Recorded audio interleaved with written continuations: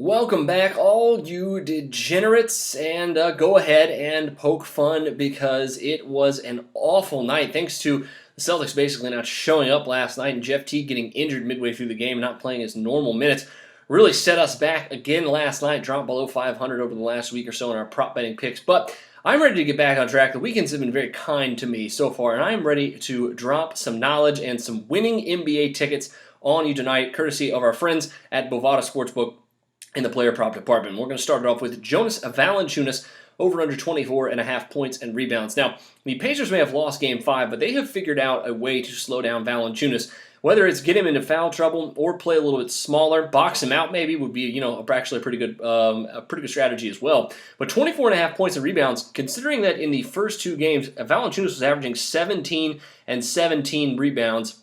In the last three games, only averaging 12 points and 8.3 rebounds. If the Pacers at home can slow down Valanciunas and actually keep him off the glass, I think they have a very good opportunity to keep him under 24.5 total points and rebounds. I don't think he's going to get much more than 10, 12, maybe 14 points in this one, so really all does come down to the rebound department. Dwayne Casey also has the ability to just play him 23 minutes like he did in game number 5. That wouldn't hurt either. So I think under 24.5 is a good way to start off our prop betting picks here with Valanciunas. Now next up, my best prop pick of the night, Marvin Williams over under 17 points and rebounds. Now if you look, Hornets have won 3 games in a row, obviously. 2 of those 3, though, I think are really attributed to the scoring and rebounding that Marvin Williams has given him. He had a double-double in 2 of his last 3 games. No player gets less credit for what he does for a team than Marvin Williams and what he does for the Hornets. He's really an unsung hero and a very undervalued player for his efficiency and what he does on the rebounding end when he is capable of doing that, whether he's playing the 3 or the 4. And I think tonight his Game 4 performance, even though it was poor, Games 3 and 5 I think is closer to what we're going to see tonight at home. Closeout game for the Hornets. They've won 3 in a row, and like I said, I think Williams, as long as they get 12, maybe 15 points from him, they're going to win this game. And I think they know that he's the X factor. That with Batum banged up, they really need another solid scoring option, a guy who can knock down shots, take smaller guys off the dribble or back down, take bigger guys off the dribble or back down smaller guys. So I think 17 points and rebounds with the way he's been rebounding, almost 8 per game in this series.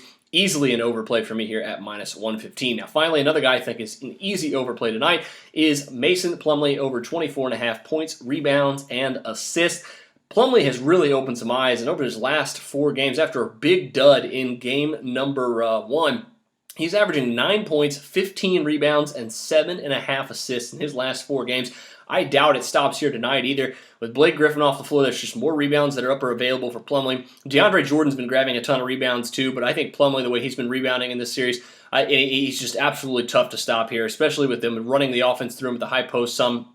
He's been a very, very good passer. Had 35 rebounds in 2 games in Portland. He's shooting this season, in the regular season, 10 percentage points better at home than he does on the road. So I think 24.5 points, rebounds, and assists. Easy overplay here for Plumlee. A little bit more of a juice, though, at minus 125. But that'll do it for me this time. Best of luck to you on all those. Let's get back on track. The lucky hat can go fuck itself, and I'll be back here tomorrow. But until then, for Sportsbook Review, I'm Jordan Sharp.